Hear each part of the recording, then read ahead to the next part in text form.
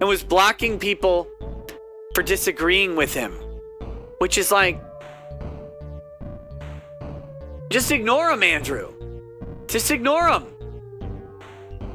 It was just such a weird thing for him to lash out at customers and be like, think of the narcissism involved. Well, it must not be a real person. Real people like me. I think. I don't recall. Real people are the people behind these screen names. Real people are the people donating money. Real people are the people in the chat. Real people are on Twitter, Ron. Real people. The fake people are you. Pretending to be Vic's friend. You're awful. You're an awful human if you think you're a friend. The real people are out here. That's the scariest thing. The people with the most exposure are the least likely to be real. That's why, man, I hope people understand that that's why I don't delete things. That's why I own up to the things that I say. That's why I don't block people if I can avoid it. That's why I don't do any of that. You? Monica? Jamie? The best case scenario for you is that you guys lied to a guy for years pretending to be his friends. You are scum. Oh my gosh, you're awful. It is to set the acceptable behavior at an insular bubble. That is insular generationally, it's insular geographically, it's insular racially. It is the most horrifying thing I can think of, that you can communicate with anybody on earth and all we want to do is communicate with people who only agree. And we're teaching that to the next generation, whether you have kids or not. It's why I don't block people on social media. I don't do it. I'm not saying that's for everybody. I'm really not. But I don't block people on social media because of that. Because if I block everybody, if I start categorizing groups of people to block, then I'm making it acceptable for people to block me based on a group characteristic. That's not good. That's not good. We're making the acceptable behavior to build a bubble. Do good in the places around you. And then with that, don't block people. Don't shut out ideas, and don't dismiss them merely because of who they are. So, there you go. That's it. And Ryan Mercado says, oh, look at this, guys. Greg finally started to block people on Twitter. Yeah, it's pretty funny, isn't it? Isn't it? He gets yeeted right off Twitter. And then immediately comes back into full block mode because he can't fathom staying away. I'm so pro free speech. I don't report people. I don't block people. I've been opposed to that for so long, and I'm a lawbertarian of sorts. I don't block people. Why do you think he's blocking people, right? Why do you think he's blocking people? Just because he's a cuck on blocking people doesn't mean that he's not a. It's why it's a shame that he blocks people. I mean, so truth be told, when you block people, you take away their ability to consume you. And some people have a lot to offer. If you're gonna hide replies or whatever, stop replies, you're gonna block people or whatever, fine.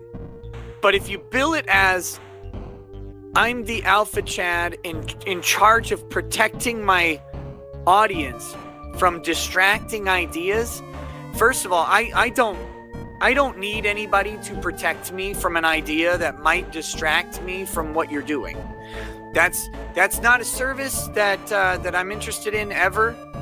And I don't think anybody else is actually interested in having those pesky distractions removed from their lives. And my big thing was, even in those tweets, you're not addressing it. You're blocking people from commenting. you can dismiss those things. You can just let the comments stand and avoid them. You can do whatever. My thought is, if I don't see it or don't want to address it, then but I leave the comment there, because that's someone else's thought on it. It's not my job to prevent that thought from being voiced, or being voiced in this place or whatever. That's not my role. It's not my role to curate what other people get to see for my image. If you want to curate, if you want to not have people distracted or whatever, that's fine. But don't sell that as like you being the savior in the alpha move. If alpha masculinity is merely the ability to control information about you in your immediate sphere, then you can't trust alpha masculinity, can you?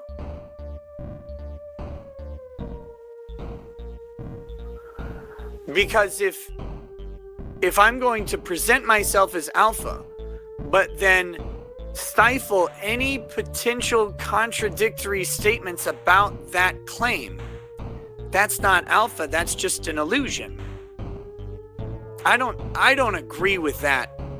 I can't agree with that. To me, that's very weird. You're gonna kick people off, you're shit.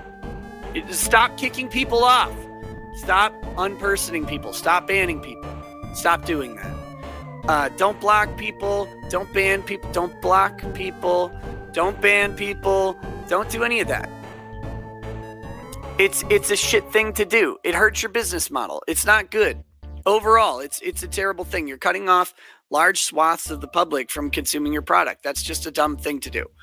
That's my personal opinion. Oh my God. Hey, you know what? I realized something today. That there are people out there that didn't get bullied enough. And they're still fucking nerds. So they can get lost. I'm tired of it. I wouldn't talk to these people in normal real life. Started remembering like all these people are actually just losers, and the internet made them forget that they were, and I just don't need them on my timeline shitting up every post I make and every reply, because I've got other stuff to do and other stuff to talk about, and they make it difficult to even have conversations with people. So I got rid of them. They all deserve to go back to where they were, and all those people should be bullied and beaten to death. Yeah, it was really refreshing. It was good. It made me happy to do that. I have never blocked people on Twitter. I don't think... It's driving me nuts. I may have an errant block in there somewhere, but I don't think I do. In something like 6 years, I haven't blocked anyone. And today I just started blocking a whole shitload of people. And it's so great. Oh, so good. And I'm gonna do it again. As they, show up and waste my time, I'm just going to start blocking people. I gave them long enough. So,